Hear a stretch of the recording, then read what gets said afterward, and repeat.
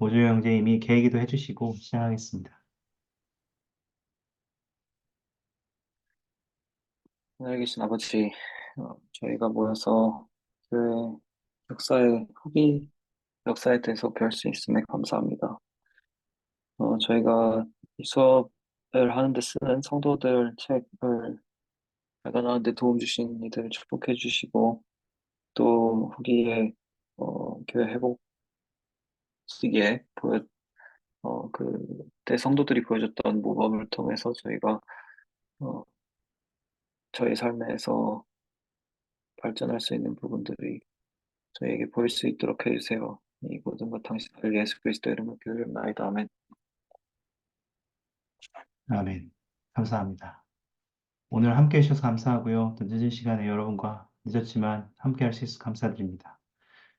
지난 시간에 저희는 여러 가지 이야기들을 나눴는데 특히 저희가 나눴던 것들은 모해요주 커틀랜드로 이주하는 것들 그리고 거기에 가지 못했던 갔는데 뭐 쫓겨난 거죠.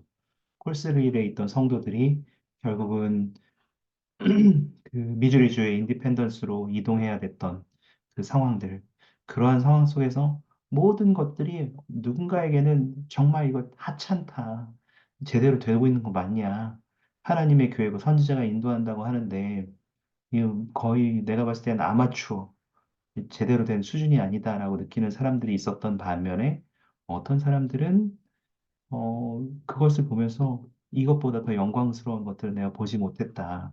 이러한 경험들을 하는 사람들도 있었죠. 그래서 우리가 이러한 것들, 즉, 우리가 어떠한 문제를 받아들이느냐에 관한 문제는, 주님의 것들을 받아들이는 것에 대한 문제는 영원한 관점의 시각으로 바라봐야 되지 않느냐라는 것이 지난주에 우리가 나눈 이야기였고, 몇 가지 저 말씀들도 좀 나눴는데요. 오늘은 지난 다른 수업에서 한 형제님이 정말 좋은 말씀을 나누셔서 그거 다른 수업에서 나누면 정말 좋겠다라는 생각이 들어서 그걸 가져왔어요. 어서 오세요, 김지혜 자매님. 환영합니다.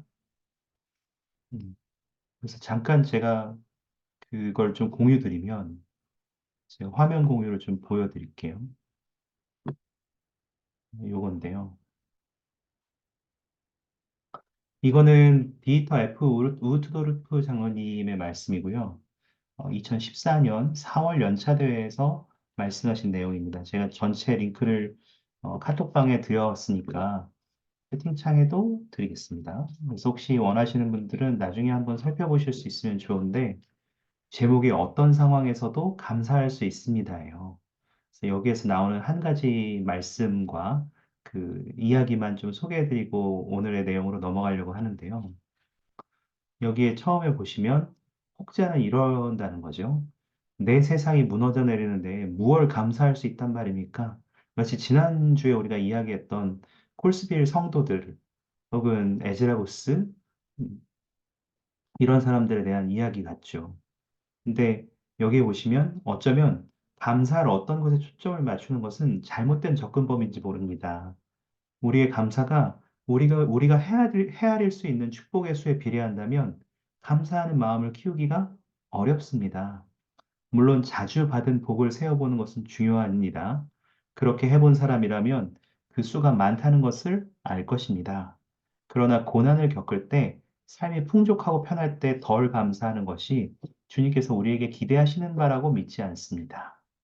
사실 경전구절 대부분은 무언가에 대해 감사하는 것보다는 전반적인 감사의 정신 또는 감사하는 태도에 대해 말합니다. 삶이 우리가 원하는 방향으로 흘러가듯 보일 때에는 어떤 것에 대해 감사하는 일이 쉽습니다. 그렇다면 바라는 것이 요원해 보일 때는 어떻습니까? 감사를 우리의 현재 상황과 별개인 하나의 성품이자 삶의 방식으로 볼 것을 제안합니다. 다시 말해서 어떤 것에 대해 감사하는 대신 상황이 어떠하던 우리의 상황 안에서 감사를 드린다면 어떻습니까? 라고 말씀하셨어요. 우리가 생각할 때 삶에서 인생에 뭐 10가지 일들이 있으면 한 2가지 일들은 굉장히 행복한 일이 있을 수 있지만 8가지 일들은 대부분 뭐 쉽지 않은 삶이라는 거죠. 귀한, 귀한 선교사들은 그 들어간 것들을 느끼실 수도 있겠지만, 귀한 선교사로서의 매일매일이 늘 행복하진 않단 말이죠. 항상 거절당하고 힘들고 또 동반자와 함께 일하는 것들, 맞춰나가야 하는 것들, 또 우리가 스스로를 단련해야 하는 것들, 여러 가지를 경험하다 보면 선교사업이 늘 그렇게 행복한 경험은 아니지만 그때그때 주님의 인도하심을 느낄 때, 누군가가 주님의 복음을 받아들이고 그 테두리 안으로 들어올 때, 내가 주님의 영을 강하게 느낄 때, 여러 가지 그런 좋은 경험들이 나를 정말 행복해 만드는 순간들이 있잖아요. 그래서 만약 그냥 단순하게 행복한 순간이 많을 때만 감사드린다고 하면 우리의 삶은 때로는 정말 비관적인 삶으로 끝날 수도 있겠다는 거죠. 그래서 여기에서 한 가지 이야기가 나오는데 그 한 웨이터, 식당에서 손님에게 식사가 어땠는지 물었던 한 웨이터가 있었대요. 근데 이 한 손님이 좀 단골 손님이었는지 매번 왔는데 그 손님이 와서 그 손님한테 물어봤더니 웨이터가 오늘 식사 괜찮으셨습니까? 그랬더니 웨이터가 모든 거 다 좋았어요. 좋았는데 빵을 좀 더 내왔으면 좋겠다. 이렇게 대답을 했대요. 그래서 다음번에 손님이 또 왔는데 이 웨이터가 빵을 두 배로 내는 거죠. 그러니까 두 조각이 아니라 네 조각을 내놨어요. 원래는 두 조각씩만 내놨는데 네 조각을 내는 거예요. 근데 다시 물어보니까 어떠셨습니까? 이게 네, 좋았는데 빵이 조금 그러네요. 이렇게 얘기한 거예요. 이게 말이 안 되잖아요. 그래서 좀 오기가 생겼는지 그 다음에 또 왔는데 그 다음에 빵을 네 조각 주던 걸 여덟 조각을 준 거예요. 근데 효과가 없었대요. 그래서 다음번에 또 왔을 때 웨이터가 이 손님을 만족시키겠다. 거기에 집착한 것 같아요. 완전히 결의에 차가지고 빵을 3m짜리 이 말이 되나 모르겠는데 3m짜리 길이의 빵을 만들어서 이것만 먹어도 다 못 먹고 여러 번에 걸쳐 먹을 것 같은데 3m짜리 길이의 빵을 반으로 잘라서 굉장히 흐뭇하게 이제 고객 옆에 놓은 거죠. 이 마치 이게 이렇게 잘못 보면 고객의 입장에서는 뭐야 나를 이 뭐 공격하자는 의미야 이렇게 받아들일 수도 있는데 어쨌든 만족시키겠다는 의지가 있으니까 빵을 원하시는 만큼 드시고 남겨셔도 되고 가져가셔도 됩니다라는 의미로 드렸겠죠. 그랬더니 음, 이 식사를 다 마치고 나서 손님한테 웨이터가 오늘 식사 어떠셨습니까? 이렇게 또 물어본 거죠. 반응이 너무 궁금했던 거예요. 그랬더니 그 남자가 뭐라고 했냐면 손님이 언제나 그렇듯이 식사는 너무 좋았습니다. 근데 빵이 다시 두 조각으로 줄었네요. 이렇게 얘기를 했다는 거예요. 그 손님의 입장에서 빵은 계속 늘어났는데 사실은 계속 그 양이 총량이 계속 늘어나고 있었고 심지어 극단적인 형태로도 늘어나서 자기가 충분히 그것을 즐길 수 있었는데 그 손님은 그 빵이 몇 조각이었느냐, 혹은 그 빵이 얼마나 자기에게 만족감을 주었느냐에만 집착한 나머지 그 자신에게 주어지는 더 많은 것들을 놓치고 있었다는 것이 이 이야기의 골자인 이야기였어요. 그래서 결국 이 삶을 살아가는 것에 있어서 선택은 우리 몫이라는 거죠.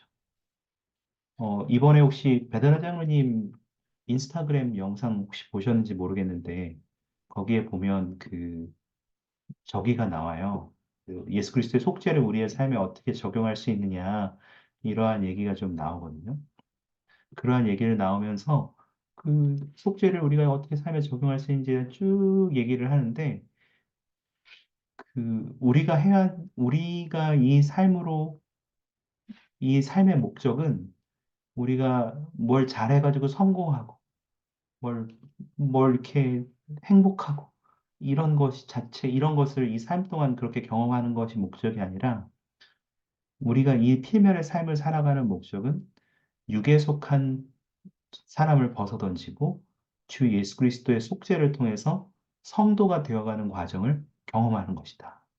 그것은 목표 설정이 아니라 또한 단순히 개인적인 수양도 아니고 또 우리가 변화돼서 어떤 사람이 되어야 하는 것에 대한 이야기다. 이러한 내용들이 이번 그 짧은 질의응답과 같은 요즘에 이제 사도님들 질의응답 형식으로 계속 인스타그램 한 2분 메시지, 3분 메시지, 1분 메시지 이렇게 올라오거든요. 그래서 참 와닿는 말이었어요. 그래서 혹시 필요하시면 여러분도 보실 수 있게 번역을 제가 해서 좀 믿을 만하지 못합니다만 그래도 이제 링크로 남겨두니까 한 2분밖에 안 돼요. 그래서 한번 꼭 보셔요. 그래서 지난 시간에 이제 AS처럼 이야기하고 싶은 것은 바로 이 내용이었습니다. 우리가 결국 우리의 선택에 따라서 우리는 어떠한 사람이 되어야 할지, 되고 싶은지, 또 어떠한 반응을 보일지를 선택할 수 있다는 것. 그래서 그것을 우리가 영원한 관점으로 보는데 그러한 것들이 도움이 될 수 있다는 것들을 기억하면 좋겠다는 것이 나누고 싶은 말이었습니다. 오늘의 이야기로 넘어가면 오늘은 두 가지 이야기를 좀 한다고 말씀을 드렸잖아요. 첫 번째 이야기는 바로 시연에 관한 것이었어요. 그래서 그 지금 시간은 이제 1832년 1월로 좀 넘어가는데요. 지난 시간에 우리가 에즈라 부스라는 사람이 미술주에서 갔다 와서 아유 별것도 없고 이래서 점점 더 교회 멀어지고 결국 교회를 떠나게 되었다고 이야기를 했잖아요. 근데 실제로 이 에즈라 부스는 오하이오주로 돌아오자마자 그때가 이제 1831년 8월 말이었는데 커틀랜드로 돌아오자마자 거기에 갔던 장로들 사이에는 여전히 갈등이 해소되지가 않았어요. 돌아오는 길에 미주리 강변에서 배 타고 오다가 세우고 언쟁을 벌이기도 하고, 뭐, 회개하기도 하고, 뭐 여러 가지 일들이 있었지만, 그래도 어쨌든 이러한 계시를 받았음에도 불구하고, 가르침을 받았음에도 불구하고, 에즈라부스를 포함한 몇몇 장로들은 조세 스미스하고의 이견을 좁히려 하지 않았던 거죠. 그래서 계속 비판하고, 교회를 비판하고, 조세 스미스를 비판하고, 조세 스미스가 그 미주리주에서 행한 것들에 대한 불만을 계속 퍼뜨렸어요. 그리고 나서는 에즈라부스가 친구들에게 조세 스미스를 이제 깎아내리는 편지들을 보내기 시작했고, 이것이 계속 지적을 받았음에도 불구하고, 심지어 교려성에게 계시를 통해서 이것이 지적을 받았음에도 불구하고, 결국은 음, 조금 안 좋은 형태로 이어지게 됩니다.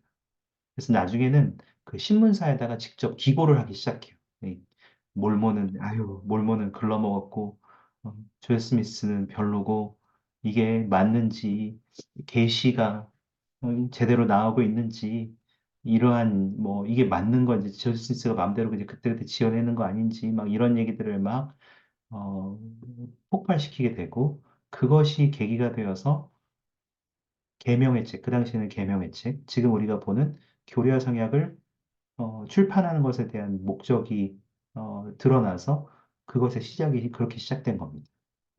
그래서 교리와 성약을 편찬하는 것에 작업을 시작하는 과정을 경험하게 되죠. 이것은 오늘 다 이야기하진 않겠지만 이따가 시간이 되면 이 부분도 좀 같이 볼 수 있도록 하겠습니다. 근데 우리가 오늘 보고 싶은 것은 시간이 조금 더 지나서 1832년 1월 당시에 조엘 스미스가 에머 스미스가 그 자신들이 입양한 쌍둥이 아기들을 데리고 오하이오주 하이럼에서 살고 있을 때 이야기였어요. 그때 그들이 머물던 집이 그 엘사와 존 존슨 부부의 집이었는데요. 이치현 재민이 어서 오세요. 환영합니다. 어, 그래서 요때에 머물던 집이 잠깐 보여드리면 다 보여드릴 수는 없지만 이렇게 생겼었어요. 이제 집이 일부였습니다. 이렇게 생긴 공간이었거든요. 그래서 이렇게 생긴 공간에서 좀 이건 이제 일부 2층에 있는 곳이었는데 그 존 존슨하고 엘사 존슨 부부의 집에서 좀 기거하고 있었어요. 나이는 뭐 존 스미스의 부모와 좀 동년배였고요. 또 자녀들이 이미 출간 상태였기 때문에 좀 시간이나 집에 공간이나 이런 것들 좀 있었던 것 같아요. 그리고 이 엘사가 그 엘사나 조셉 그 존 존스는 그 에즈라부스의 친구기도 했어요. 근데 다행히 에즈라부스가 계속 교회를 공격할 때에도 이 존슨 부부는 이러한 것을 따르지 않고 마지막까지 교회 안에서 충실하게 신앙을 가지고 남습니다. 그리고 조셉 스미스하고 리그도는 지금 여기 보여지는 요 방에서 계속해서 성경 번역을 이어가요. 영감력 작업을 계속하게 됩니다. 그리고 그러한 작업을 계속하는 것이 여기 뒤에 보시면 그래서 그 테이블도 보이시고 잘 보이신지 모르겠는데 조금 확대해 보면 여기는 이제 유적지처럼 가보실 수 있는데 성경도 보이시죠? 성경 번역하는 것처럼 성경도 이렇게 보이고, 테이블도 있고, 이렇게 시글리거돈하고 앉아서 영감력을 번역하는 과정을 이렇게 좀 진행하던 곳이었어요. 그래서 번역을 진행하고 있었는데, 여기에서 그때 2월쯤 돼서 요한복음의 의로운 자와 의로우지 못한 자의 부활에 대한 구절을 읽게 됐고, 아, 인류의 구원, 혹은 천국과 지옥, 이런 것들에서 조금 더 많은 것들을 알고 싶었던 거였죠. 그 당시의 개념은 우리가 알고 있던, 우리가 좀 요즘 대부분의 기독교가 알고 있는 것처럼, 어, 예수 천국, 불신 지옥, 천국, 믿으면 천국, 안 믿으면 지옥, 이런 개념이 강했어요. 그러니까, 어, 엘빈도, 이 조셉의 형이었던 알빈도, 이제 이 세상을 떠날 당시에 그 사람들이 다 알빈은 지옥에 갔다. 왜냐하면 침례를 안 받았, 세례를 안 받았으니까 알빈은 지옥에 갔다. 이러한 얘기를 했거든요. 근데 지금도 그렇고, 또 예전에도, 특히 예전에는 더 자녀가 태어나고 아이가 일찍 죽는 일이 발생하면 의사를 먼저 불러야 되는 게 아니라 가장 빨리 불러야 되는 건 목사였어요. 왜냐하면 빨리 이 아이가 죽기 전에 세례를 받아야, 침례를 받아야 이 아이가 지옥에 가지 않으니까 그게 굉장히 중요한 일이었거든요. 그 교인들 사이에서는. 그러니까 그런 믿음들이 굉장히 이제 보편적으로 있던 시절이었어요. 지금도 우리 교회를 제외하면 믿으면 천국, 뭐 주님을 따라가면 천국, 그렇지 않으면 지옥이다. 이런 얘기들을 하니까 너무 단순하게만 느껴졌던 거죠. 이날이 2월 26일이었는데 조셉 스미스하고 시드니 이그돈이 있었고 그리고 한 12명 정도 되는 남자들이 여기 이 장소에 모였던 거죠. 보시면 뭐 정확하게는 모르겠지만 조셉 스미스하고 시드니 이그돈이 뭐 이 테이블 근처에 앉았겠고 또 나머지 12명은 이 뒤쪽에 있었을 거라고 생각해요. 그래서 그 이제 그렇게 모였을 때 시그니 그돈과 조셉 스미스에게 영이 임해서 시연이 펼쳐지기 시작했습니다. 그리고 하나님 오른편에 계신 예수 그리스도를 보았고 또 예수 그리스도에 대한 간증도 막 들려오고 진짜 막 시연이 보기 시작한 거예요. 그래서 막 와, 이거 뭐지 이런 상황들이 막 일어난 거죠. 그래서 시연을 보기 시작하니까 사람들은 근데 그 자리에 있던 사람들은 이 조엘 스미스하고 이 리그돈이 보던 시연을 보지는 못했대요. 그렇지만 어떤 영의 영향력이 강하게 있었기 때문에 아, 뭔가 일어나고 있구나. 이 정도의 어, 느낌들은 좀 있었던 것 같아요. 그래서 여러분에게 그 당시에 어떠한 경험들이 있었는지 잠시 나눠드리고 싶은데 그 자리에 있던 여러 사람 12명의 형제들 중 12명 정도 되는 형제들 중에 한 명이었던 그 필로 디블이라는 형제님이 이 기록을 좀 남겼었대요. 그래서 보시면 어떤 경험이 있었는지 잠깐 이걸 보시면 글을 다 읽지는 않겠지만 자기도 한 3분의 2 시연을 보는 동안 있었다는 거죠. 그리고 영광을 보고 권능을 느꼈지만 시험은 보지 못했대. 조셉은 중간중간에 아, 내가 무엇을 보고 있는 겁니까? 그러면 내가 이걸 보고 있군요. 이렇게 얘기하고 나면 시드니도 아, 저도 같은 것을 보고 있습니다. 이렇게 얘기하고 그다음 시드니가 내가 무엇을 보고 있는 겁니까? 그러면서 이제 또 자기가 본 걸 막 얘기하면 조셉 스미스도 아, 저도 같은 것을 보고 있습니다. 이렇게 했다는 거죠. 근데 생각해 보시면 이제 그런 영이 함께하고 있으니까 막 그렇게 그 당시에 그런 생각을 못 했겠지만 삼자의 입장에서 이렇게 밖에서 프레임 밖에서 이제 쳐다본다고 생각했을 때 두 사람이 막 아, 이걸 보입니까? 보입니다. 여기서 파는 모습을 보는 것이 참 독특한 경험이었겠다. 이러한 생각은 들어요. 어떻게 보면 좀 뭐 웃기게 보일 수도 있고 어떤 면에서는 밖에서 보면 뭐야 저 사람들 뭐 하고 있어 뭐 하고 있어 이러겠지만 어쨌든 그런 생각은 안 들었을 것 같은 게 여기 있는 사람들도 일단 그러한 영광을 느꼈고 보고 권능을 느꼈다고 했으니까 시연을 보지 못했더라도 이 사람들이 그러한 생각까지는 이게 좀 이상하다 이런 생각까지는 안 했을 것 같아요. 이때 주어진 것이 우리에게 우리가 지금 알고 가르치고 있는 그 왕국에 대한 영광의 왕국에 대한 교리였습니다. 그것이 교리와 성역 76편에 기록된 교리였어요. 이때 처음으로 많은 것들이 정말 가르쳐졌습니다. 이거 보면 119절이거든요. 76편이. 여러분, 76편 읽어보니까 그러니까 시연도 굉장히 길었다는 것을 좀 상상할 수 있죠. 119절이나 되는 시연을 받으면, 시연을 경험하면서 배웠던 것들은 정말 독특한 경험이었어요. 지금 우리는 별 그것이 아니라고 생각하지만, 이건 그 당시의 사람들에게는 굉장히 독특하고 당황스러운 교리였어요. 왜냐하면 일반적으로 아까 말씀드렸던 것처럼 믿으면 천국, 아니면 지옥, 이 두 가지의 개념만 사람들의 머릿속에 일반적으로 자리 잡고 있을 때 갑자기 해의 왕국, 달의 왕국, 별의 왕국, 이러한 얘기들이 나오기 시작하고 승용에 대한 이야기도 나오고 가장 높은 단계의 축복에 대해서 이야기를 하고 또 교회를 속했느냐 속하지 않았느냐와 상관없이 정직하고 고결한 사람들은 그 사람들에 의한 자리들이 있을 거다. 이러한 것들에 대한 가르침을 듣는 것은 굉장히 충격적인 일이었거든요. 실제로 불이감령이 다음과 같이 기록했는데 방금 제가 말씀드린 것들을 불이감령이 기록을 했어요. 그래서 보시면 어, 어서 오세요, 강희진님 환영합니다. 저희 지금 그 교류와 생각 76편 왕국에 대한 계시를 받은 내용들을 이야기하고 있었거든요. 그래서 여기에 불이감령의 기록을 보시면 더 그러한 내용들을 좀 자세히 보실 수 있는데 와, 모든 사람에게는 그들이 받아들인 빛에 따라 마련된 처소가 있다고 말씀하셨을 때 이것은 커다란 시험이 됐다고 돼 있죠. 그리고 많은 사람들이 실제로 이 새로운 교리에 걸려 넘어졌어요. 그리고 교회를 많이 떠납니다. 이 교리 때문에. 받아들일 수가 없는 거예요.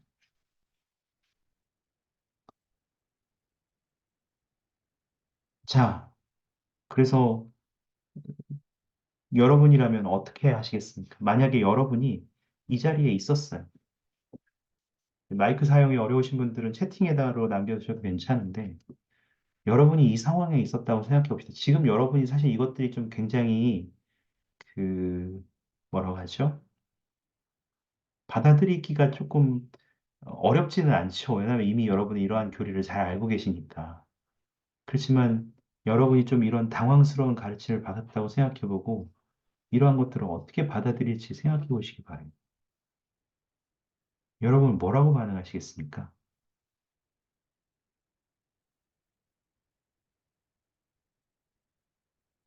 여러분은 천국과 지옥만 있다고 믿어왔어요. 근데 갑자기 아니에요. 그게 다가 아니에요. 교회 다니지 않아도 그 사람이 받아들인 빛에 따라서 그들에게는 주님께서 자리를 마련해 두셨어요. 해의 왕국, 달의 왕국, 별의 왕국이 있어요. 충격적인 얘기인 거예요.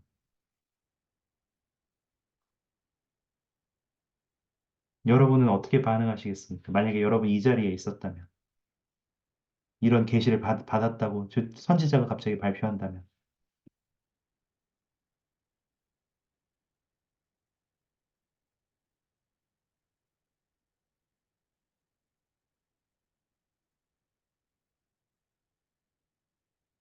확 안 와닿나요, 혹시?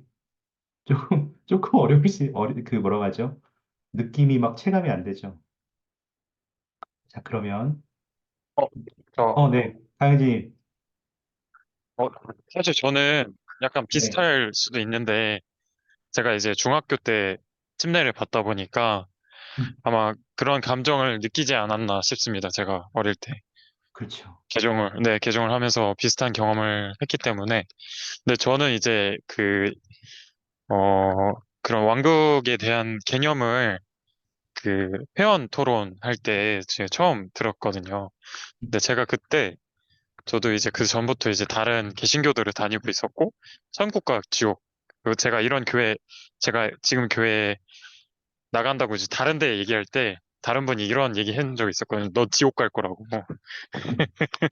음, 그런 얘기를 듣다가, 이제, 해외왕국도 있고, 별의 왕국도 있고, 사람들은 나눠서 가게 될 거야 했을 때, 조금 신기했어요. 그리고, 아, 그럴 수도 있겠다.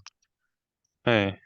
그리고, 네, 저는 조금 당황보다는 신기하다. 하나님이라면 그럴 수도 있겠다. 라는 그런 생각이 들었습니다. 감사합니다. 정말 본인의 얘기네요. 오히려 당황하기보다는 하나님은 사랑이 많으신 하나님이라는 것을 전제로 바라봤을 때 그렇게 보실 수도 있겠군요. 근데 그건 전 대단한 그 뭐라고 하죠? 반응이라고 생각해요. 저는 뭐 처음에 이거 되게 받아들이기 어려웠을 것 같거든요. 예를 들면 저는 처음 엔다우먼트 의식을 받을 때 저에게는 굉장히 충격이었어요. 이렇게, 내가 이제까지 다닌 교회가 사입이었나? 이 생각이 처음 들 때가 제 엔다우먼트 의식 처음 받을 때 그런 느낌이 들었었어요. 처음에 저에게 다가오는 그런 정보라든지 그 교회 앞 그 성전에서의 경험들이 저에게 너무 당황스러운 경험이었거든요, 처음에는.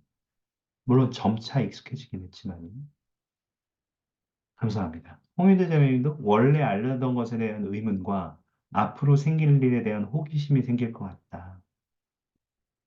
그렇죠. 그러면 이제까지 내가 알았던 것은 잘못된 건가? 그러면, 이것을 어떻게 하면, 앞으로 그러면 어떻게 되는 거지?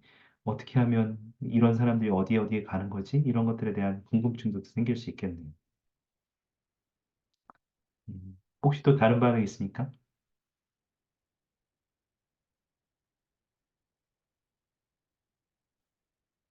저도 경험해 본 적이 있거든요, 이런 비슷한 거. 제가 중학교 때인가 고등학교 때 그 지혜 말씀에 대한 공문이 새로 내려왔어요, 교회에서. 근데 그 전까지는요, 제가 중학생 때까지는요, 여러분, 녹차가 지혜 말씀에 포함이 안 돼 있었어요. 홍차만 포함돼 있었어요. 그래서 그 여기 초등의 노래도 보면 여러분 홍차, 커피, 술, 담배 금하고 생활하여 이렇게 가사가 돼 있지 홍차, 녹차, 커피, 술, 담배 이렇게 안 돼 있잖아요. 그래서 그 당시에는 녹차는 그 지혜 말씀에 포함이 안 돼 있었어요. 그리고 한창 그 당시에 보성 녹차, 녹차밭, 녹차 다이어트 식품, 건강식품 이렇게 아주 한창 녹차 관련된 제품이 쏟아져 나오기 시작하던 때가 그때였거든요. 그래서 회원들도 교회에서 모임 참석하면서 물 대신에 녹차 마시는 사람도 많았고, 다이어트 용품으로 이렇게 취하던 사람들도 많았거든요. 근데 갑자기 녹차도 CMRC에 포함된다. 그 같은 입에서 나온다. 이 얘기를 듣자마자 회원들이 충격에 빠졌어요. 그래서 그 굉장히 당황스러운 경험을 했거든요. 그래서 근데 어떻게 해요? 난 이미 녹차 집에 많이 있고 이미 먹어왔고 그것들을 이게 사는 것이 이게 나쁘다고 생각하지 않고 살아왔는데 갑자기 하루아침에 이건 내가 해야 되는 것이 아닌 것처럼 된 거예요. 저는 녹차는 안 먹고 있었습니다만 그런 저에게도 이건 굉장히 큰 충격 같은 소식이었어요. 어떻게 이래? 변할 수 있어?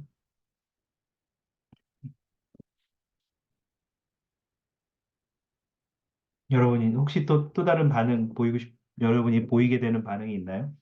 여러분이 어떻게 여기에 대처하시겠어요? 이러한 가르침에. 완전히 새로운 가르침.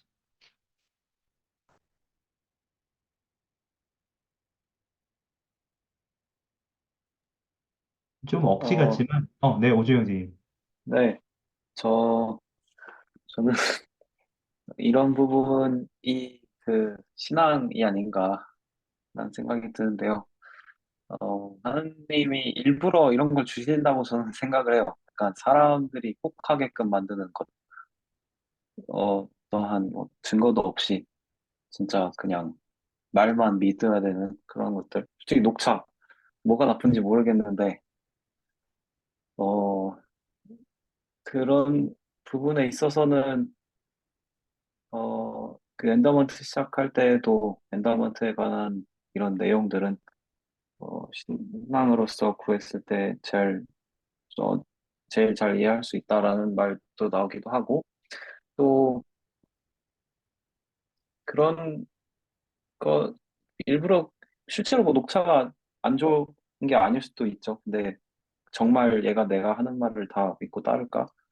라는 생각으로 시키셨을 수도 있다고 봐요. 그러니까 사람이 그러면은 되게 좀 이기적인 관계일 수 있는데, 아, 얘가 내가 말하는 거 다 할 수 있는지 봐야겠다 해서, 뭐랄까, 아브라함처럼 네 아들을 바쳐라 이랬는데, 이게 윤리적으로 맞는 일인지도 모르겠지만, 일단은 아브라함이 하는 것까지 보시고, 아, 얘가 진짜로 이거 내 말을 다 하는구나 하고서, 아, 그렇게 안 해도 되고, 이 양을 준비했으니까 양을 써라. 하는 것처럼. 음, 네, 그냥 내가 신앙을 선택했으면 쭉 가야 되겠구나라고 그냥 했을 것 같아요. 재밌네요.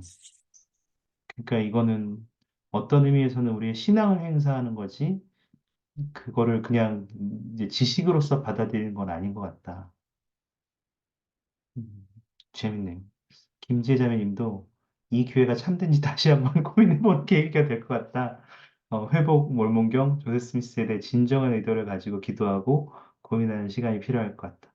지금 이거는 어떤 면에서 긍정적으로 고민해 보시는 거네요.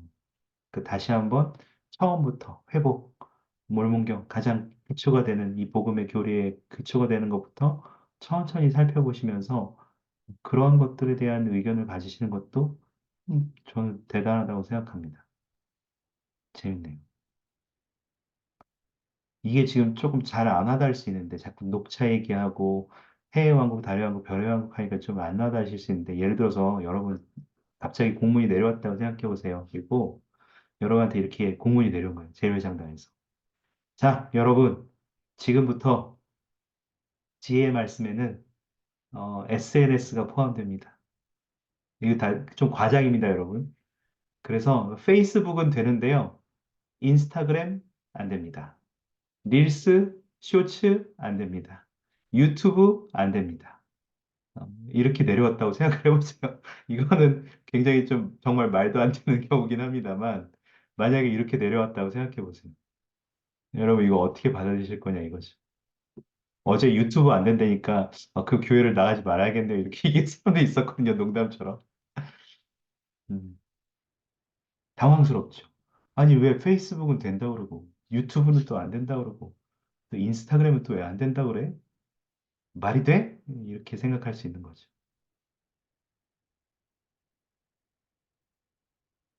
신앙으로 받아들여야 될까요?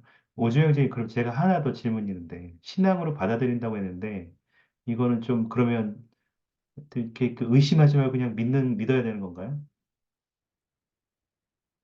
어, 좀 내가 다 모르더라도 그냥 맹목적으로 일단 믿고 시작하자 이렇게 돼야 되는 건가요? 아, 사실 세상적으로 질타를 받겠지만 그게 맞다고 봅니다. 음, 예를 들어 저는 진짜 극단적인 예인데, 극단 무슬림들 테러주의자들 있잖아요. 네네. 그 사람들 나름에는 신이 이런 인도를 했다고 믿기 때문에 뭔가 성스러운 전쟁을 일으키는 느낌이 있거든요. 그래서 그 사람들의 신이 시켰다면 해야 되지 않을까. 예를 들어 구약에서 약속된 땅에 있는 사람 다 죽이라고 했던 것처럼. 음, 네, 그래서 종교 사실 세상의 어, 기준을 어느 정도 세상의 도덕을 가지고서 종교를 심판한다면 참 잘못된 게 많은 것 같아요. 어, 음, 일부 다처제도 그렇고. 좋습니다. 재밌네요. 비슷한 상황을 하나 또 보여드릴게요. 요건 이제 하나의 사건이고, 나중에 이제 브리감령이 실제로 이 교리에 대해서 어떻게 받아들였는지를 보시게 되면서 생각을 정리할 텐데, 하나만 더 보면, 1832년으로 넘어가면요. 그 당시에, 33년 1월에는 그 조세 스미스가 커틀랜드 성도들과 함께 우리가 알고 있던 휘트니 상점, 뉴욕의 휘트니 상점에 선지자 학교를 열어봅니다. 잠깐 사진을 하나 보여드릴 텐데요. 이게 이제 우리가 예전에 봤던, 지금 보이시나요? 네. 뉴욕의 휘트니 상점이에요. 이제 여기에서 2층으로 올라가면 이런 방이 있었어요. 굉장히 크지는 않은 방인데 그래도 한 뭐 15명에서 20명 정도 들어가는 방이죠. 그래서 여기에서 휘트니 상점 2층에서 여기 건물 방에서 2층 방에서 선지자 학교라는 걸 열었어요. 그리고 교사로 지명된 사람이 그 당시 조세 스미스의 서기 중에 한 명이었던 올슨 하이드였습니다. 올슨 하이드는 뭐 고아였고요. 그리고 후견인은 뭐 그의 후견인이 있었는데 그러니까 농장 일을 하다가 학교를 간 것도 아니었고요.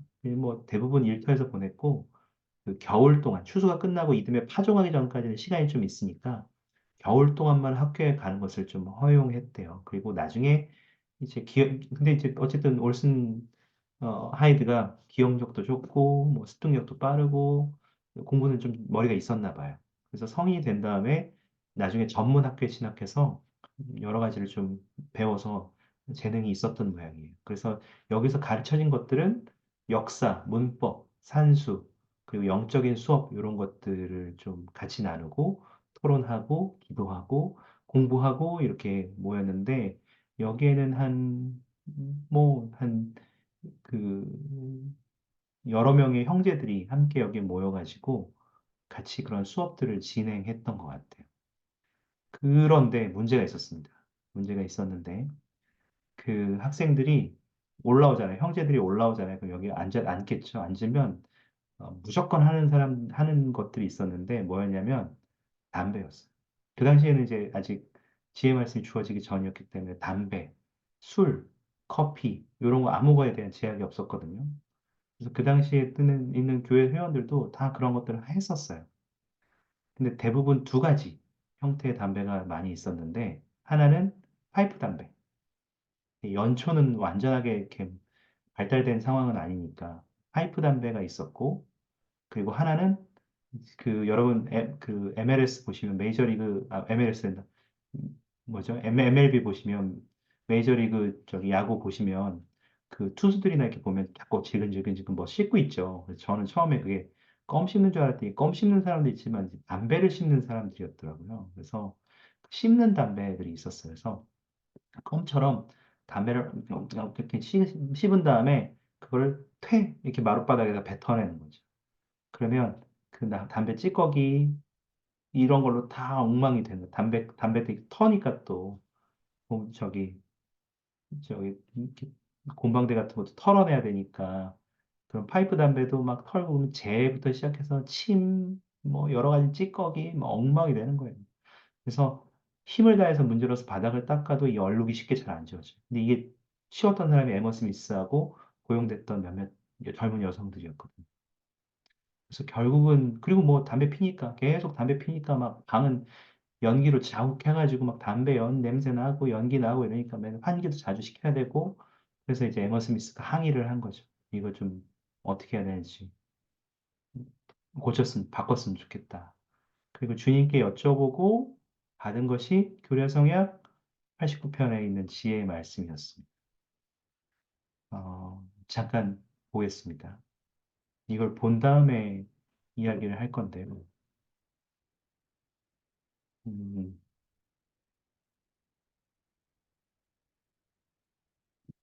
글씨가 보이십니까? 여러분 직접 보셔도 되거든요. 어, 이 교리와 성역 89편이 주어졌을 때 처음에 이것이 주어진 것은 계명으로서 주어진 것이 아니었어요. 계명으로 주어진 것이 아니었어요. 유나사장님 어서 오세요. 못 들어오신다고 하더니만 들어오셨네. 환영합니다. 오늘 지혜 말씀에 대한 이야기를 하고 있었습니다. 그래서 여기 보시면 1절에 보시면 이거는 성도들을 위한 지혜의 말씀이다. 이렇게 말씀하시면서 2절에 인사로 보내는 거지 계명이나 강제로 하는 게 아니다. 계시와 지혜의 말씀으로써 마지막 날의 모든 성도의 현세적 구원에 있어 하나님의 질서와 뜻을 보이는 것이다.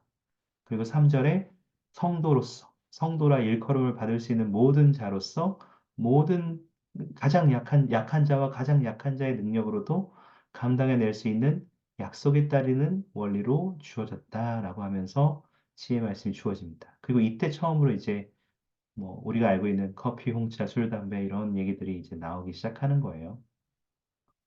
근데 이게 사실 아시겠지만 여러분 주변에 봐서 아시겠지만 담배 피는 사람, 술 먹는 사람, 뭐 이렇게 커피 마시는 사람 이거 하루아침에 끊기가 쉽냐 이거죠. 그래서 주님께서도 이런 중독성 있는 물질들에 대해서 한 번에 끊기가 어렵고 이것을 처음부터 계명으로 주면 이것을 지키는 것에 어려움을 겪거나 계명을 어기게 되는 사람들이 많이 나올 것을 아셔서 처음에는 정말 지혜의 말씀으로 주셔요. 권고 사항으로 주셔요. 그래서 이렇게 내려와서 그렇게 이야기를 들은 거죠. 그리고 건강한 식사해라. 뭐 곡물, 과일, 채소 먹고 육류 조금씩 취하고 뭐 이런 축복에 대한 얘기들이 있고 뭐 권고, 경고 이렇게 생각 나왔던 거죠. 그래서 조세스 처음에 이것을 가르칠 때는 완벽하게 따라야 된다고 가르치지는 않았어요. 근데 재밌는 것은 이때 어, 선지자 학교에서 이 계시를 낭독했는데 그 즉시 방 안에 있던 모든 형제들이 담뱃대 씹는 담배 그대로 다 불 속에 던져버렸다고 했어요. 주님의 권고에 기꺼이 순종하고자 하는 그들의 마음을 담은 행동이었죠. 하지만 조세 스미스는 종종 계속해서 술을 마셨고요. 에머 스미스와 함께 종종 커피도 먹고 홍차도 좀 먹었다고 합니다. 그러니까 이제 계명이 아니었으니까요. 그러니까 이 상황이 생각보다 오래 이어졌어요. 그러니까 지금 여러분 두 가지 보셨죠. 첫 번째, 나는 이제까지 천국, 지옥만 알았는데 갑자기 해외 왕국, 달의 왕국, 별의 왕국, 그리고 믿지 않는 사람도, 하나님을 믿지 않는 사람도 뭐 살다 보면, 올바르게 살았으면 그 사람에게 맞는 축복들이 주어진다. 영광의 자리가 주어진다. 그리고 갑자기, 이거 왠지 에마 스미스가 이렇게 얘기하니까 막, 에마 스미스 불평하니까 에마 스미스 이제 만족시켜 주려고 잠재우려고 조엘 스미스가 거짓말하는 거 아닌가 느낄 정도로 갑자기 지혜의 말씀이란 게 나와서 일단 권고다.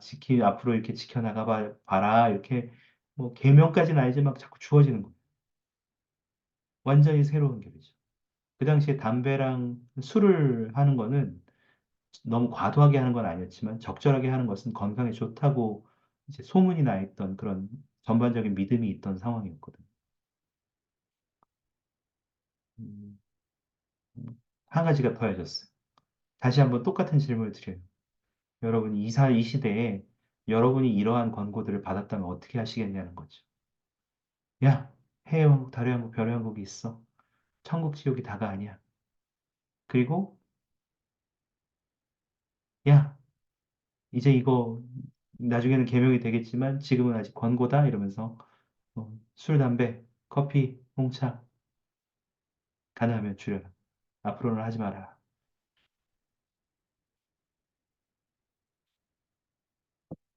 굉장히 큰 삶의 변화가 일어나는 거예요. 음,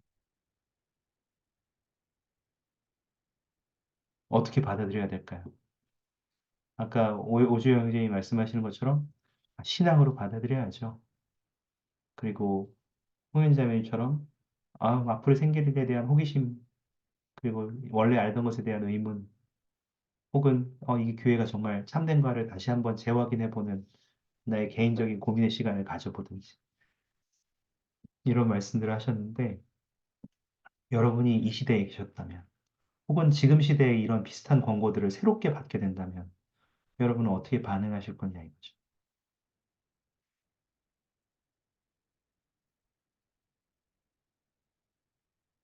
혹시 추가적으로 나누고 싶은 생각들 있으셔요? 제가 네. 음,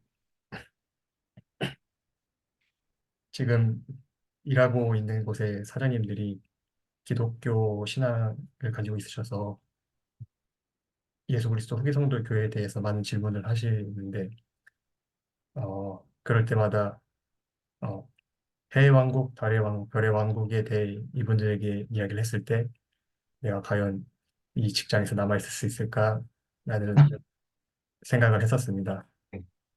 근데 제가 침례를 받기 전에 선교사님들과 토론을 할 때 그 내용을 처음 접했을 때 너무 생소한 것이어서 많이 어려움을 느꼈거든요. 이게 그런 어려움에 있을 때 제게 확신을 준 내용이 연옥에 연옥에 관한 이야기를 해주면서 저희 조상님이나 나는 죽은 분들이 기다리고 있다라는 그 말씀을 해주셨을 때 그 말씀이 제 소망하고 일치를 해서 확신을 얻을 수 있었습니다. 그래서 어, 선지자들께서 그런 계시나 그런 권고를 해주셨을 때 하나님 아버지께서 저희들에게 바라시는 건지 무엇인지를 찾는다면 저희가 신앙으로 그것을 잘 선택할 수 있다고 생각합니다. 음, 감사합니다. 재밌네요. 좋은 경험이셨네요. 감사합니다. 혹시 추가적으로 나누고 싶은 생각 있으셔요?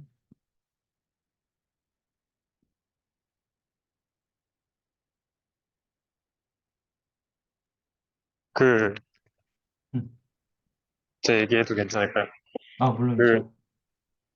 어, 약간 이러한 비슷하고 극단적인 사례가 아마 일부 다주택이나 흑인의 신권에 대한 부분들이 네, 아닐까 싶습니다. 네, 왜냐면 이제 그 당시에 가장 이슈가 됐기도 했고, 특히 흑인들이 신권을 받을 때는 이제 인종 갈등이 이제 극심하던 때였기 때문에 그런 부분들이 있는데, 특별히 제가 군인이다 보니까 제가 이해되지 않는 명령을 들을 때가 많습니다. 그런 이제 신권이나 아니면 방금 전에 얘기했던 내용들. 근데 이게 제가 군인이라서 그런지 아니면 이제 그런 성격이라서 그런지 모르겠지만 어, 저랑 다른 이들을 비교해 봤을 때 그것을 온전히 받아들이는 거하고 어, 마치 이제 교회를 떠나가는 분들처럼 받아들이는 거 현명한 차이가 느껴졌던 게 어, 결국은 제가 이런 것들 받아들였을 때 처음엔 정말 힘들었고 그리고 이제 이걸 왜 해야 되지라는 생각이 많이 들었었는데 그런 명령들이나 아니면 어떤 주님의 권고가 때론 힘들지만 그게 결국은 저를 지켜준다는 사실을 깨달을 때 정말 많은 평안이 오고 니파이가 이런 말을 했었던 것 같아요. 다는 모르겠지만 주님의 사랑을 안다. 그래서 우리가 그런 계명들이나 권고를 받아들일 때 때론 이해는 못하겠지만 그것을 받아들이는 그런 용기라고 해야 될까요? 용기도 필요한 것 같아요. 네. 감사합니다. 이거는 어떤 면에서는 단순하게 그걸, 쳐내는 것이 아니라 시간을 두고 그것을 내가 받아들이는 과정도 필요하다라고도 말씀하시는 거네요.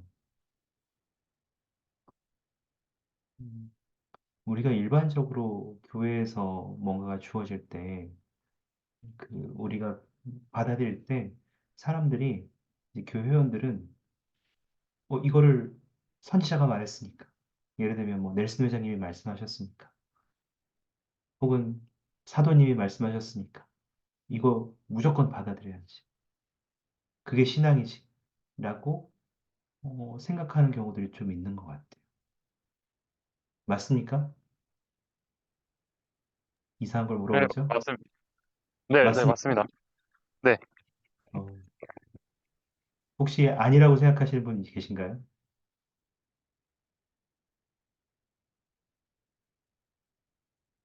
넬슨 회장님이 새로운 정책을 발표하셨어요. 그냥 무조건 믿는 겁니까?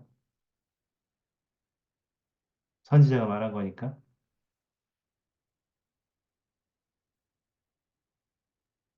근데 이게, 물론, 어, 먼저 말씀하십시오. 이동진 형제님 말씀 말씀 듣고 강성화 형제님 얘기 듣겠습니다. 물문경처럼 저희가 그것에 대한 확신을 얻을 수 있도록 간증을 구해야 한다는 그런 의무가 있다고 저는 믿습니다. 단순하게 그것을 이게 하나님으로부터 온 거야, 선지자로부터 온 거야, 무조건 믿어 이게 아니라 내가 그것을 개인적으로 간증을 얻는 개인적인 과정이 필요하다고 말씀하신 거네요. 좋습니다. 강혜진님? 근데 이게 넬슨 회장님이라고 말하면 되게 멀리 느껴질 수 있는데, 음, 이런 상황이 사실 와드 안에서도 많이 일어나거든요. 있죠. 네, 감독님, 네, 감독님이, 갑자기 뭐 성찬대에 서서 말씀을 할 때, 저런 말씀을? 아니면 저한테 접견하면서 부름 주신다든가. 또, 그런 상황들과 비슷하지 않은가라는 생각이 듭니다. 저는 비슷할 수도 있다고 생각합니다. 물론 이제 넬슨 회장이 선지자의 뭐라지 겉옷을 입고 우리에게 말씀하시는 것과 감독님의 겉옷을 입고 말씀하신 것에 우리가 받아들이는 차이가 조금 있을 수도 있겠습니다만, 감각적으로 있죠. 그런 생각이 들 수 있죠. 이상하죠. 혹시 다른 분들도 나누고 싶은 생각 있으시면 나눠주시겠어요? 여러분, 선지자가 여러분에게 뭔가를 말씀하고 이렇게 했을 때 그걸 그대로 무조건 받아들여야 되냐는 거죠.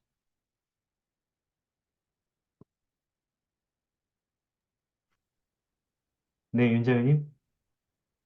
제가 옛날에 네. 그 콕 장로님께서 이제 손가락으로 선교 사업을 하게 될 날이 올 거라고 예언하셨던 적이 있었어요. 근데 그때는 이제 코로나 전이었고, 이제 저는 SNS를 좋아하지 않아서 왜 굳이 그렇게 해야 하지? 그게 과연 좋은 건가라는 생각을 한 적이 있었거든요. 그때 당시에는 아니, 지금도 이제 길전도 되게 잘 하고 있고, 근데 길전도로 많은 구독자 친구들 찾고 있고, 근데 길전도가 저는 좋다고 생각을 했었어요. 근데 왜 손가락으로 선교 사업을 하게 돼야 할 날이 올 것이라고 얘기를 하셨지? 그러면 이제 선교사들은 이제 그냥 길전도 안 하고 손가락으로만 하면 된다는 건가? 이런 생각을 하면서 처음엔 되게 많이 의아했던 적이 있었거든요. 네, 그랬던 적을 생각을 하면 이제 우리가 이해를 못하지만 많은 선지자들이 미래를 예상을 하고 저희에게 주시는 계명도 몇 개 있다고 생각을 하게 되더라고요. 결국에는 코로나가 왔고 이제 선교사들이 정말로 SNS를 통해 손가락을 통해 많은 구독자를 찾고 그걸로 성공적인 선교 사업을 했던 지금의 결과를 보면 아, 우리가 비록 지금 이해 못하더라도 이게 나중에 시간이 흘러서 미래를 위한 예언도 있구나. 미래를 위해서 우리한테 계명을 주실 때도 있구나라는 생각을 한 적이 한 번 있었어요. 음, 감사합니다. 재밌죠? 그 말씀 하시니까 제가 좀 기억에 남는 것이 있는데, 여러분 기억하시는지 모르겠는데, 보신지 안 보신지 모르겠습니다. 예전에 배다나 장로님이 언제 이걸 말씀하셨냐면, 2010년이었어요, 그때가. 2010년에 말씀하신 주제가 사물을 있는 그대로 이렇게 해서 리아오나 기사에 실렸거든요. 제가 지금 여러분을 위해서 조금 찾아보고 있는데, 그, 재밌었어요. 여기에 있는 표현들이 제가 이거 드릴게요. 지금 찾았거든요. 이 말씀을 여러분이 좀 읽어보셨으면 좋겠어요, 나중에. 네. 지금 제가 드릴게요, 이거.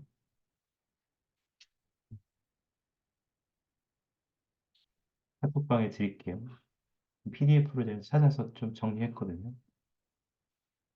여기 사물을 있는 그대로 이렇게 제목으로 좀 씌우셨던 리아오나 말씀인데, 여기에는, 야, 너 지금 사이버 공간에서, 그때는 뭐 사실 우리가 뭐 메신저 이런 것들이 굉장히 막 발달할 때는 아니었거든요. 왜냐면 2010년이면 제가 네이트온 쓰고 있을 때, 여러분 네이트온 뭔지도 모르시죠? 들어는 보셨는지 모르겠지만, 네이트온을 사용해 보신 분이 있으실까 모르겠어요. 버디버디, 네이트온, 이런 거 그냥 겨우 그냥, 저요. 있어요? 강성가 나이가 드러나는구만. 그래서 그 당시에는 그렇게 막 이런 페이스북, 메신저 막 이런 게 있기는 했지만 이렇게 막 들어 올려지는 시기는 사실은 좀 덜한 시기였거든요. 없지는 않았지만. 근데 그거를 가지고 이거가 선교 사업의 도구가 된다. 정말 마치 홍수와 경전에 있는 표현처럼 마치 홍수와 같이 땅을 휩쓸게 되리니라는 경험이 이런 거를 할 수 있다라고 하시면서 막 인스타그램, 뭐 페이스북, 무슨 또 뭐 여러 가지 저기들을 어떻게 사용할 수 있는 사이버 기술들을 우리의 선교 사업에 복음을 나누는데 어떻게 사용할 수 있는지에 대한 강력한 말씀을 주셨던 기억이 나요. 이것이 저에게는 굉장히 큰 가르침이었어요. 윤한솔 자매님 들은 얘기 들으니까 또 이게 생각나서 좀 나눠드리고 싶었습니다. 이거는 그냥 참고자를 보셔요. 김 제자님, 사실 저는 12사도까지는 그냥 의심 없이 받아들이는 편이었는데, 오늘 수업을 들으면서 오늘날 10장 4절에 나오는 권고를 몰몬경뿐 아니라 필요한 모든 경우에 적용하고 개인적인 계시를 통해서 한번 점검하고 그 지시에 확실히 동의하는 과정이 필요하겠다는 생각이 들었다. 네. 제가 오늘 궁극적으로 말씀하고 싶은 드린 것도 이런 경험이에요. 근데 이거를 의심하라는 것은 아니에요. 그 선지자의 가르침이 주어졌을 때 의심해보고 이거 맞아? 제대로 된 거 맞아? 내가 검증해보겠어. 이런 얘기는 아니에요. 물론 우리는 아까 오재영 선생님이 말씀하신 것처럼 신앙을 행사해야 돼요. 그리고 때로는 다 알지 못하고 완전하게 이해가 없지만 그거를 일단 받아들이는 경험도 필요해요. 근데 이러한 가르침들이 처음 주어졌을 때 불감령이 어떻게 받아들였는지 제가 한번 그 표현을 좀 보여드릴게요. 카톡방과 채팅창에 나눠드렸는데 김제자님이 말씀하신 그대로예요. 내게도 그렇게 옛날부터 계속 이어져 온 믿음이 있었다. 이 시연을 처음 들었을 때 내가 전에 배운 것과는 완전히 정반대였다. 그리고 내가 든 생각은 잠깐만, 나는 그걸 거부하지는 않았지만 이해하지도 못하고 있잖아 라는 것이었습니다. 그런 다음 브리암용 회장님이 뭘 하셨는지 다시 한번 또 공유 드릴게요. 재밌어요. 나는 그것을 스스로 알고 온전히 이해할 수 있을 때까지 생각하고 기도하고 읽고 또 생각해야 해. 내가 판단하기에 이보다 더 영광스러운 계시가 주어진 적은 없었다고 나는 진심으로 말할 수 있다. 그 때로 여러분 그 우리가 물론 이제 이것은 이제 이해하지 못하는 것에 대한 교리, 가르침들에 대해서 선지자들의 가르침들에 대해서 우리가 그 이러한 과정을 거쳐야 된다고 이야기를 하고 있지만 사실 우리가 쉽게 이해할 수 있고 쉽게 받아들여지는 모든 가르침에도 저는 비슷한 원리를 적용할 수 있다고 말씀드리고 싶어요. 우리는 이번 연차대, 곧 이번 주잖아요. 연차대를 통해서 여러분이 사도들, 선지자, 선견자, 계시자들로부터 말씀을 듣고 그러한 가르침을 들을 때 여러분은 그것을 와, 좋았다. 그렇지. 맞아, 맞아. 이러고 지나가는 것이 아니라 그러한 것들이 여러분에게 어떻게 이해가 되고 있고 어떻게 하면 내가 더 깊이 이해할 수 있고 이것이 주님으로부터 나에게 어떠한 정말 나에게 어떤 그 모로나에서 있는 정말 말씀하신 약속처럼 하나님께서 얼마나 우리에게 자비로우셨는가를 느끼고 주님의 영을 느끼고 영을 통해서 이것이 확증되는 경험들을 해보는 경험이 필요하다는 거예요. 그러한 경험이 필요해요. 그래서 연차대의 말씀을 단순하게 듣고 읽는 것에서 그치는 것이 중요한 것은 아니에요. 듣고, 듣고 본 다음에 우리는 이 경험을 계속 하는 거예요. 때로는 여러 번 읽어야 될 때도 있죠. 다시 여러 번 반복해서 들어야 될 때도 있죠. 그 표현이 아이림 회장님께서 이렇게 말씀하셨어요. 제 목이 아프니까 이거 한 번한테 읽어달라고 할게요. 이채연 자매님 마이크 쓸 수 있습니까? 네. 요거 혹시 읽어주실래요? 때때로 이렇게 시작하는 겁니다. 때때로 우리는 신중하게 기도하거나 명상해도 제대로 이해할 수 없거나 우리에게 적용되지 않는 것 같은 권고를 받을 경우가 있습니다. 그 권고를 거부하지 말고 자주 숙고하십시오. 만약 여러분이 신뢰하는 누군가가 여러분에게 모래로밖에 보이지 않는 것을 건네주며 그 안에 황금이 들어있다고 말한다면 여러분은 아마도 현명하게 그것을 손에 한동안은 그대로 들고 있다가 부드럽게 흔들어 볼 것입니다. 제가 선지자의 권고를 가지고 그렇게 했을 때마다 얼마간 시간이 흐른 후에는 금 조각이 나타나기 시작했으며 저는 그에게 감사해했습니다. 감사합니다. 다시 한번 말씀드리자면 저는 선지자로부터 오는 모든 가르침을 검증하고 이게 맞는지 안 맞는지 확인해야 된다 이런 말씀을 드리는 건 아니에요. 그렇지만 우리가 그것을 신앙으로 받아들이는 과정에는 우리의 개인적인 영적인 경험, 영으로부터는 확증, 그리고 그것에 대한 더 깊은 이해가 필요하다는 것을 말씀드리고 싶은 거예요. 니파이가 어느 날 밤에 아버지가 꿈을 꿨다고 시연을 봤다고 하면서 가족들을 다 불러들여서 이야기를 하실 때 생명나무의 열매의 시연을 들으면서 그것으로 족할 수도 있었어요. 아, 좋은 말 하셨구나. 그래. 그렇지만 니파이는 그 이야기를 단순하게 그냥 듣고 흘려보낸 것이 아니라 그것에 대해서 더 알고 싶어 했고 깊이 생각했고 기도했어요. 하나님께 여쭈어 봤을 때 주님의 천사가 나타났고 가르침을 받는 정말 특별한 기회를 가지게 됐습니다. 그 과정을 다시 보시고 싶으시다면 니파이전서 11장에 그 가르침이 있어요. 그 과정은 단순하게 듣고 이해하고 넘어가는 과정이 아니었습니다. 깊이 생각하고 다시 질문하고 자신이 알고 있는 바를 이야기하고 그 알고 있는 바 위에 천사의 가르침이 더해지고 다시 그것에 대해서 깊이 생각하는 과정이 계속해서 반복해서 일어나요. 조셉 스미스가 처음 이제 모로나의 천사의 방문을 받았을 때 그가 금판에 대해서 소개를 받았던 그날 밤에 그가 3번 방문을 받았던 그 가르침은 단순하게 방문이 있은 다음에 아 그래 하고 자고 다시 깨어나서 다시 방문을 받고 이것이 아니었어요. 첫 방문을 받았을 때 가르침을 받고 그 가르침 방문이 끝난 다음에 깊이 그것에 대해서 생각하고 있을 때 2번째 방문이 일어났고 2번째 방문이 끝났을 때쯤이에요. 이제야 조금씩 더 그것에 대해서 밝아지기 시작했다고 했어요. 더 이해하기 시작했다고 기록에 담겨 있습니다.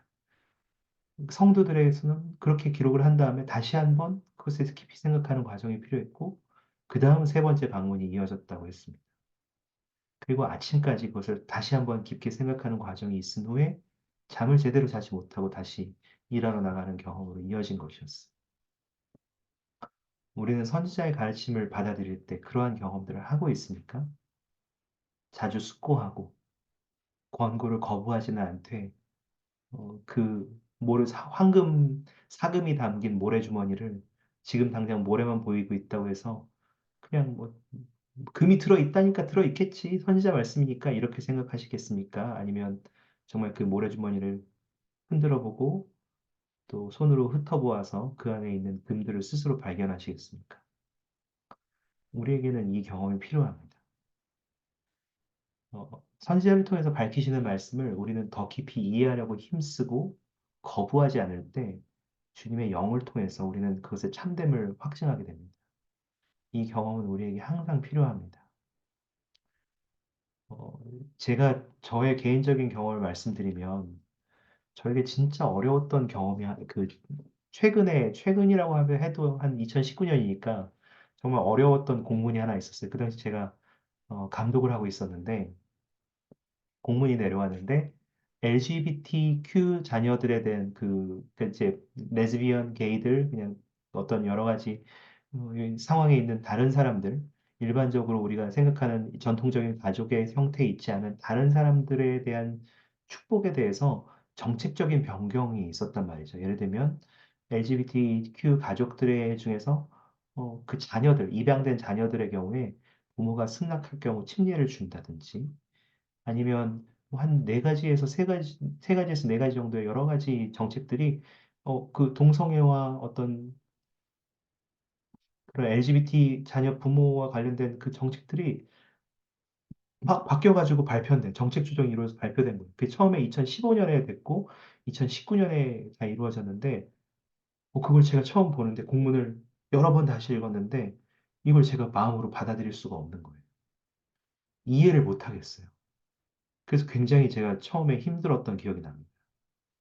그리고 오랜 시간 저도 그것에 대해서 고민하고 잠시 덮어두었다가 다시 펼쳐보고 덮어두었다가 펼쳐보고 하는 과정이 저에게는 거의 한 2년에서 3년 정도 필요했습니다. 이게 단순간에 저에게 끝나지 않았어요. 그러니까 일단 제가 확실히 알고 있는 것을 붙든 상태로 계속해서 이것들을 살펴보고 저도 깊이 고민하고 이해하기 위해서 노력하고 기도해보는 과정이 필요했어요. 근데 이 말씀이 좀 나중에 번역돼서 우리에게 왔는데 넬스 회장님이 2019년 5월쯤에 이 말씀을 한번 꼭 읽어보셔요. 안 읽어보셨으면. 하나님의 사랑과 율법이라는 제목을 가지고 우리에게 말씀을 주셨는데 제가 이 말씀을 굉장히 뒤늦게 읽었어요. 있는 사전인지도 몰랐다가 진짜 제가 한 2년이 지난 다음에 번역도 늦게 됐어요. 그래서 2년, 3년이 지난 다음에 딱 이 말씀을 읽었는데 와, 그 다음에 제 완전한 마음속에서 의심이나 어떤 완전하게 이해하지 못했던 모든 부분들이 완전히 씻겨 내려가고 이해하게 되는 경험에 이르렀습니다. 여기에 5가지 진리를 넬슨님께서 말씀하시는데, 첫 번째는 여러분은 하나님의 자녀다. 두 번째, 진리는 영원히 변하지 않는다. 세 번째, 하나님은 완벽한 사랑으로 우리 각자를 사랑하신다. 그리고 네 번째, 이 교회의 주인인 예수 그리스도는 선지자와 사도를 세워 그분의 사랑을 전하고 율법을 가르치신다. 그리고 마지막 5번째는 여러분은 무엇이 진리고 아닌지 스스로 알 수 있다. 이 5가지 가르침을 저에게 주셨거든요. 이 모든 것을 제가 쭉 읽어 내려가면서 어, 그때 2019년에 15년에 제가 받았던 2번의 그 정책의 가르침들이 완전하게 씻겨 내려가고 이해하는 수준에 이르게 되었습니다. 100%인지는 모르겠어요. 그렇지만 더 이상 제 마음에는 그것에 대한 의심도 혹은 정책에 대한 조정에 대한 의문도 혹은 의심, 불만 이러한 것들은 이미 제 마음속에서 모두 씻겨 내려가고 온전히 그것을 주님의 뜻으로 받아들일 수 있게 되는 경험이었어요. 제가 오늘 말 많이 하죠. 네, 여러분은 어떠십니까? 여러분들도 이러한 경험을 해보시기 바랍니다. 아마 여러분들도 이러한 경험을 해오셨을 거예요. 다만 이렇게 세세하게 들여볼 수 있는 기회가 그냥 없었을 수도 있었을 거라고 생각해요. 그렇지만 여러분들도 그러한 경험을 해오셨기 때문에 지금 이러한 자리에 계신다고 생각합니다. 혹시 지금 이야기 들으시면서 추가적으로 여러분이 드셨던 생각이나 좀 나눠주고 싶은 것이 있으세요?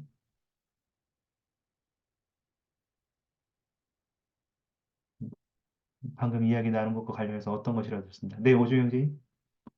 네, 저도 처음 미국에 가서 생활을 할 때, 그, 같은 그런 불편함이 있었거든요.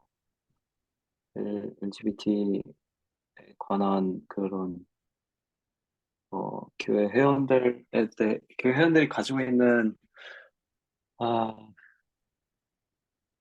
의견들, 그리고 또, 그 당시 그런 커뮤니티에 속한 친구가 있었어서 그 친구랑도 대화를 많이 해봤었는데, 어,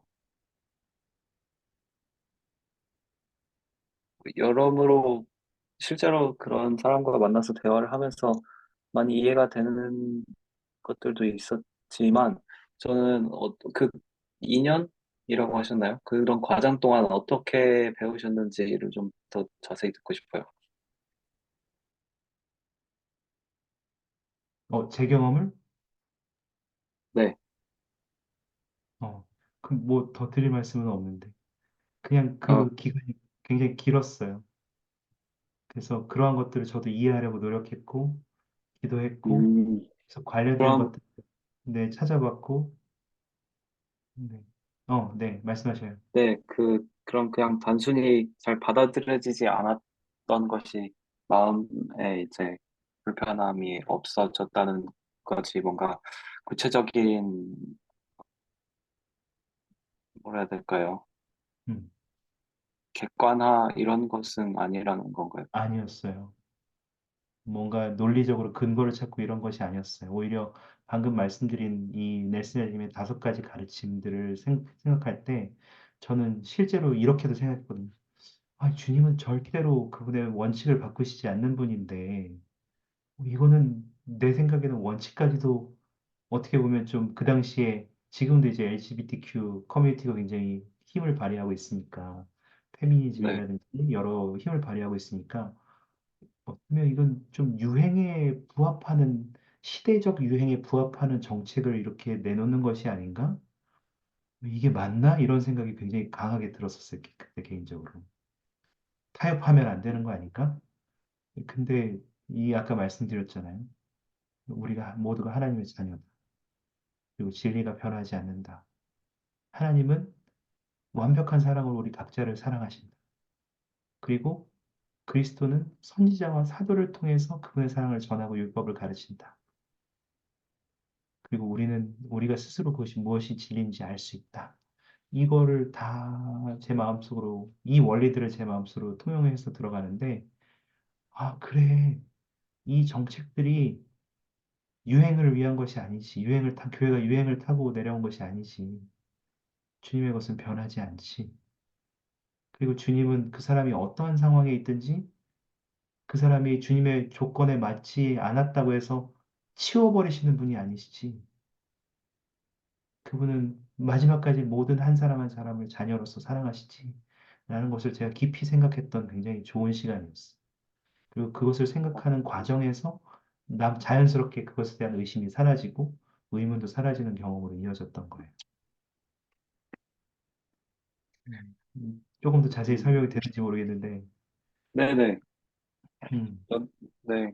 저도 저가 봉사 중이었었는데, 저 말씀이 비와유, 아마 선지자 되시고 처음 방문하셨던 건가요? 그래서 유명해져가지고, 그때 들었었는데, 어, 저 때 이후로 많이 협박이 있었죠, 교회에. 뭐 성전 의식적인 결혼은 아니어도 유다에서는 그렇게 많이 하니까요.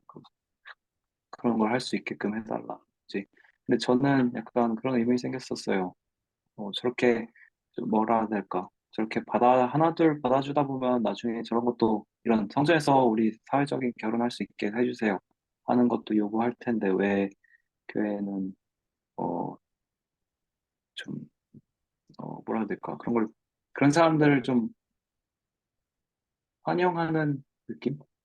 음, 근데 저도 그 친구와 대화하면서 많이 어, 느꼈던 게 내가 생각하고 있는 게 그 사람에게는 확실히 그 뭐요 배척하는 것이긴 하구나.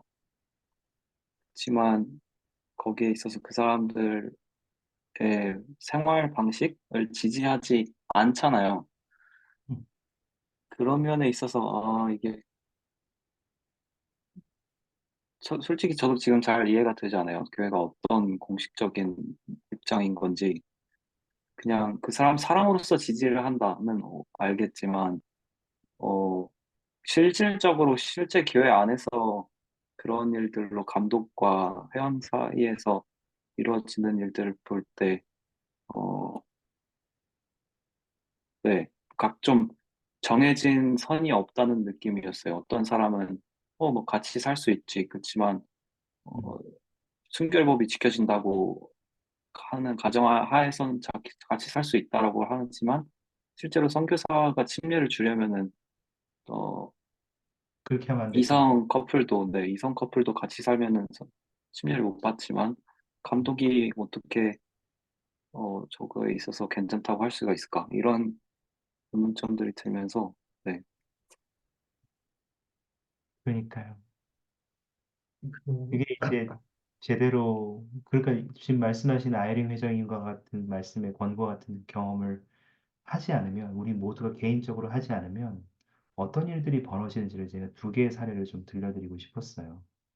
근데 저 혹시 이 사례 들려드리기 전에 또 추가하고 싶은 말씀 있으세요? 개인적인 의견 혹은 생각 다 좋습니다. 제 개인적인 생각은 아니고 후기성도 광장에 네, 신용인 장로님께서 라이브 방송을 하실 때 하퍼 장로님을 초청해서 이제 자녀들을 어떻게 니파이처럼 양육할 수 있을지에 대해서 나눠주시는데 그때 성소수자 분들에 대한 그 이야기를 해주셨습니다. 어, 그런 어려움을 겪고 있는 자녀가 있고 그러한 자녀에게 정말 어, 교 후기 성도의 성도로서 어, 정말 어려웠을에도 불구하고 자녀를 끝까지 사랑했던 아버지에게 그 성소수자였던 아들이 이렇게 묻습니다. 왜 저를 사랑하시나요? 라는 질문으로 기억하는데 그때 그 아버지께서 이렇게 대답하셨습니다. 만약에 내 아버지였으면은 아마 나를 내치셨겠지. 하지만 시대에 따라서 양육의 방식이 달라졌겠지라고 말씀을 하셨다고 했습니다. 그리고 그러한 사랑을 계속 보이고 그분의 그 성소수자의 어머니께서도 다른 형제 자매들이 그 성소수자인 자신의 가족을 어려워했을 때 계속해서 사랑을 보여야 된다는 가르침을 모범으로 보여주시고 그렇게 했을 때 그분이 다시 교회에 돌아왔다는 간증을 들었습니다. 주님의 방법은 그러한 방법이 아닐까라는 생각, 그게 주님 방법이라고, 주님 방법입니다. 감사합니다. 좋네요. 혹시 또 있으셔요? 제가 말을 너무 많이 해가지고 제가 나누기 전에 혹시 있으시면.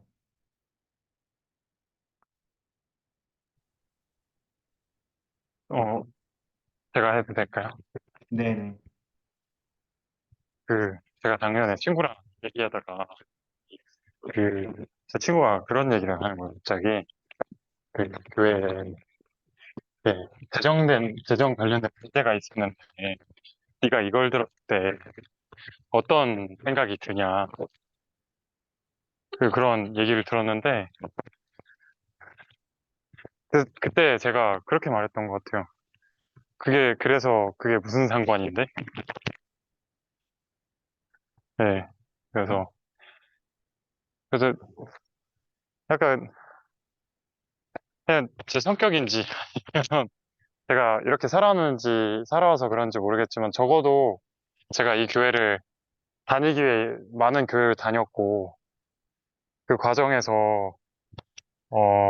사실 이 교회를 받아들이는데도 많은 그런 이제 걸림돌이 있었지만, 그게 어떻든,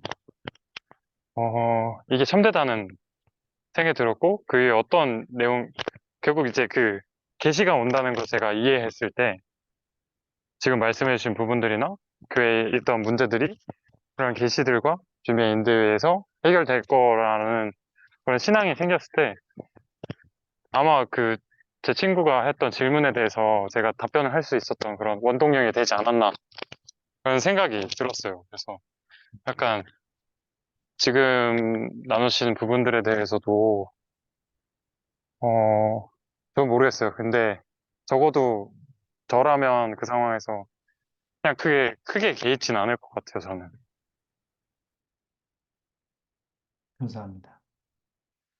어, 그 데이비드 아출레타라는 혹시 가수를 아세요, 여러분? 네, 안 그래도 그것 때문에 최근에 어, 다시 한번 생각하게 된 것 같아요. 저 이 사람에 대해 전 잘 몰랐어요. 근데 며칠 전에 이제 가족역사부의 유효상 형제와 같이 이야기하다가 이 얘기를 좀 듣게 됐는데, 데이비드 아출레타라고 교회 회원이에요.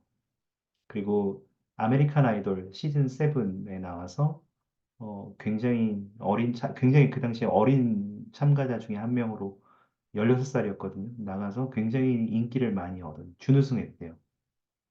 굉장히 그 화제를 불러일으킨 거죠. 그리고 이제 가수로 데뷔하면서 여러 가지 인기를 얻었는데, 이 친구가 이제 교회를 다니다가 어머니도 교회 회원이었고, 근데 얘기한 게 나 게이다 이렇게 공개적으로 선언을 한 거예요.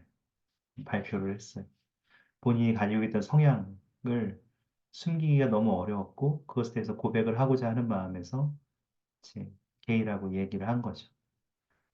그랬을 때 교회 회원들이 어떻게 했을 것 같아요? 밖에서야 뭐 교회 밖에서야 뭐 그래 널 지지해 그래 너는 너야 이렇게 얘기하지만 교회에서 어떻게 했을 것 같아요? 사람들은 그 사람들을 물론 이제 위로하고 사랑을 나누고자 하는 사람도 있었겠지만 그 반면에는 어떻게 교회 회원이 그럴 수 있어? 너 교리를 몰라? 너 제정신이야? 너 치료받아야지. 이런 악플을 교회 회원들이 달기 시작했다고 했어. 어, 그래서 교회를 떠납니다. 근데 그 어머니도 교회 회원이었다 했잖아요. 어머니도 비슷하게 교회 회원들한테 계속 자식이 그런데 빨리 병원에 보내든지 신권지도에 접견해서 회개를 시키든지 교회를 데리고 가지 엄마가 돼가지고 뭐 하냐 이런 얘기들을 많이 들었던 모양이에요. 그 최근에 그게 불과 얼마 안 된 얘기입니다. 최근에 이거 4일 전이거든요. 4일 전에 이 교회를 나간 것도 얼마 안 된 얘기고 엄마가 교회를 안 나간 것도 얼마 안 된 얘기예요. 4일 전에 그러니까 4일 전에 신곡을 하나 발표했는데요. 제목이 헬투게더입니다. 헬투게더 같이 지옥으로. 그 가사를 되게 그 아이러니하게 제 노래를 들어봤는데 감미로워요. 너무 좋더라고요, 노래가. 근데 가사는 굉장히 슬퍼요. 이 헬투게더라는 게 저주하고 이런 것 같지만 이 어머니가 교회를 떠날 때에 자신의 감정을 표현했던 것을 가사로 만들었던 아들의 느낌에서 만들었던 건데 뭐라고 했냐면 엄마가 교회를 떠나면서 내가 아무리 홀로 승영에 이른다고 해도 내 아들은 교회를 떠났고 동성애자이기 때문에 지옥에 있다고 생각하면 나 혼자 승영에 이르는 것이 도대체 무슨 행복이 나한테 되냐. 나는 차라리 내 아들과 함께 지옥에 있겠다. 이렇게 말하면서 교회를 나갔다고 얘기가, 얘기를 들었어요. 그래서 제목이 Hell Together.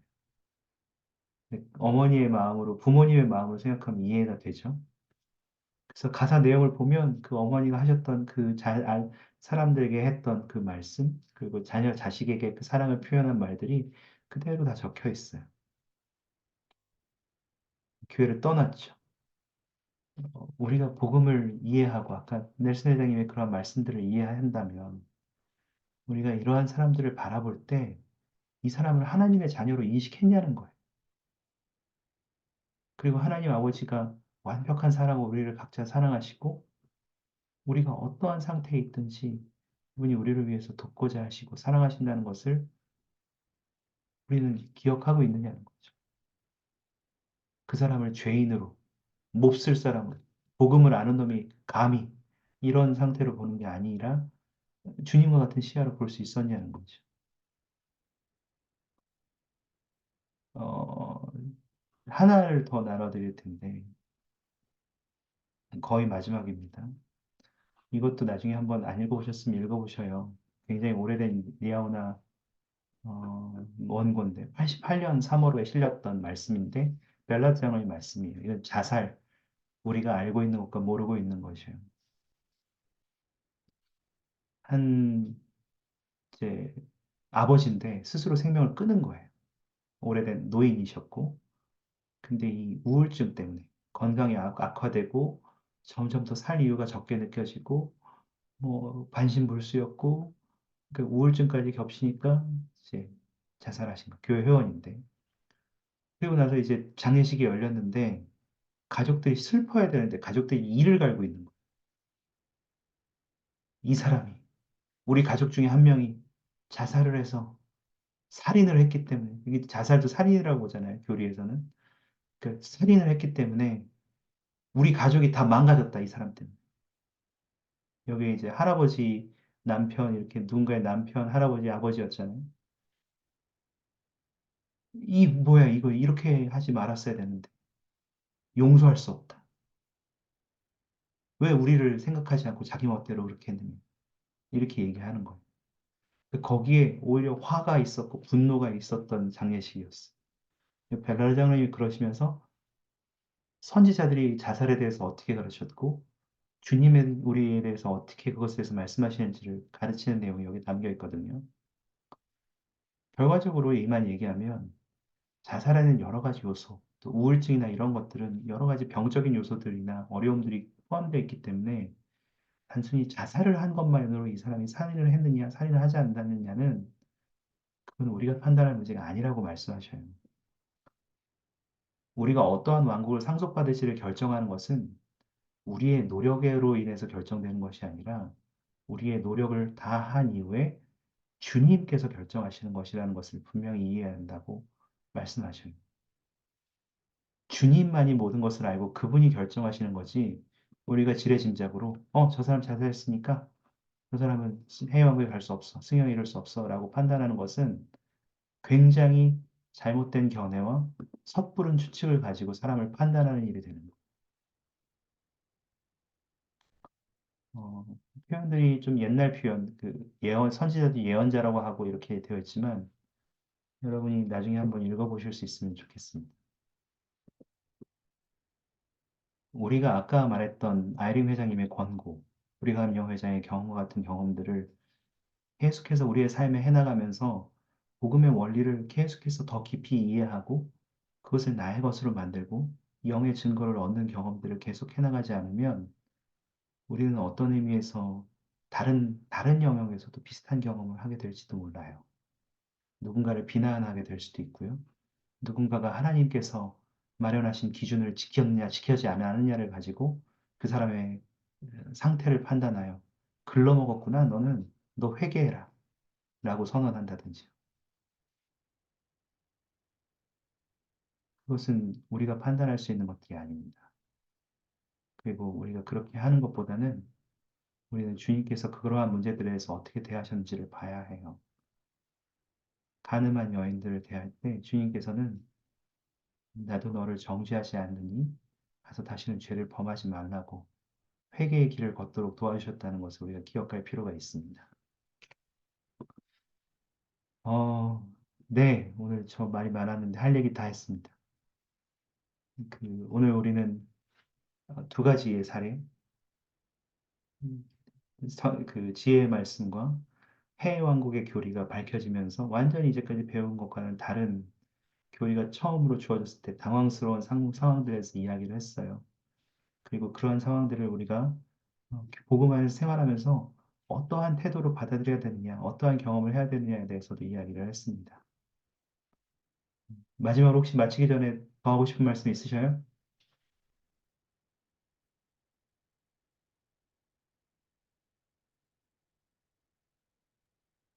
네, 네, 많이 제가 시작한 이야기로 많이 말씀 나누셔서 감사합니다. 그 말씀 들으면서 생각해 보니까 홀란드 사도님도 그런 문제에 있어서 굉장히 어, 중심을 바라보도록 해주셨던 게 우리가 중요해야 될 거는 계명이고 계명은 순결의 법이 있고 순결의 법은 결혼한 남녀 사이에서의 성적인 능력을 사용하는 것에 대해서 이야기하지 이것이 뭐 누구와 어떤 이런 복잡한 것이 없다. 그것이 계명이고 어, 그런 그런 기준으로 본다면은 뭐 외설물이라든지 교회에서 다른 것으로 어려움을 겪고 있는 사람들이 많지만 그 사람들에 있어서 치안이다 뭐 이러면서 어떻게 그런 선택을 할 수가 있냐라고 하기보단 그, 그 사람들의 이 최선을 다할 수 있도록 도와주는 그런 것들이 생각이 났던 것 같아요. 뭐 예를 들어 조에 스미스가 참 이렇게 성도들을 읽다 보니까 사람들과 갈등도 많고 오해를 많이 받았던 것 같은데 그래서 저는 제일 조에 스미스한테 잘못한 사람이라 그러면 펠프스라고 생각을 하거든요. 펠프스가 그 교회를 파문당하고 다시 돌아올 때 조에 스미스에게 썼던 편지 그리고 조에 스미스가 거기에 답변했던 것을 생각해 보면서 우리는 저렇게 진짜 말이 안 되는 상황이라도 한 번이라도 나를 다시 용서하고 잡아줄 사람이 있어서 다 같이 하나님 아버지께서 준비하신 영광에 들어가지 않겠나 생각이 듭니다. 감사합니다. 아이고, 윌리엄 W. 페프스의 편지도, 저기 말씀해 주셔서 감사하네요. 그, 뭐, 나중에, 이거는, 혹시 이게 저기 하니까, 그, 보실 수 있게 어떤 말인지 제가 이거 카톡방으로 드릴게요. PDF 바로 긁어서 하는 거라 이게 띄어쓰기를 좀 안 저기 할 수 있는데, 윌리엄 W. 페플스가 거짓 증언을 한 다음에 나중에 존 스미스에게 용서를 구하는 것, 그리고 존 스미스가 그것에 어떻게 반응했는지, 음, 음, 이렇게 그냥 간단하게 이렇게 말했어요. 오소서 사랑하는 형제여, 전쟁은 끝났으며 한 번 친구는 영원한 친구입니다. 이러한 가르침을 우리도 받아들일 수 있기를 바랍니다. 그런 의미에서 아까 김 제자님이 처음 말씀하셨던 것처럼 다시 가장 기본적인 것, 회복, 몰몬경, 조엘 스미스의 시연, 이러한 가장 기초적인 것으로 돌아가서 우리가 다시 한번 살펴볼 필요도 있는 것 같아요. 혹시 또 있습니까? 정말 마지막, 마지막의 마지막의 마지막, 최종의 최종의 최종입니다. 혹시 있으시면. 음,